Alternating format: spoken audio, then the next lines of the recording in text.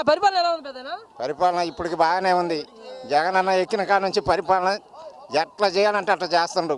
లేబర్కి మంచి సౌకర్యం చేస్తుండ్రు, మేలు చేస్తుండ్రు, అన్నీ ఆయన ఎంతో జాగ్రత్తగా చేస్తున్నాడు. రాజశేఖర రెడ్డి గారు పెరిగింది మంచిగా పెరిగింది.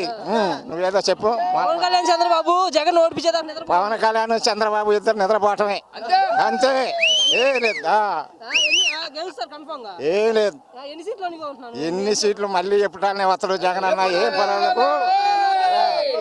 పవన్ కళ్యాణ్ 15 సీట్లు కూడా రాని జగన్ కి వైసీపీకి రాని అంతే అంటారు ఎవరుకోవాలి అంతే. అలాగే ఈ యువకులలో పాదయాత్రలో లోకేష్ గారు కూడా ఏదో కొడాలి నాని గారిని బట్టలు కూడా తీసుకుంటేస్తా పరిగెత్తిస్తా ఏదో అన్నారు కదా. అవి బెదిరింపులకి అన్ని ఉంటాయి జరుగుతుంటాయి. అవి మామూలుగా బెదిరింపులు ఉంటుంటాయి. ఎవరు బెదిరింపులు ఉండే ఎవరుండా ఆయన తీసేసే వాళ్ళు ఎవరి వల్ల కాదు, జగన్ అన్నే.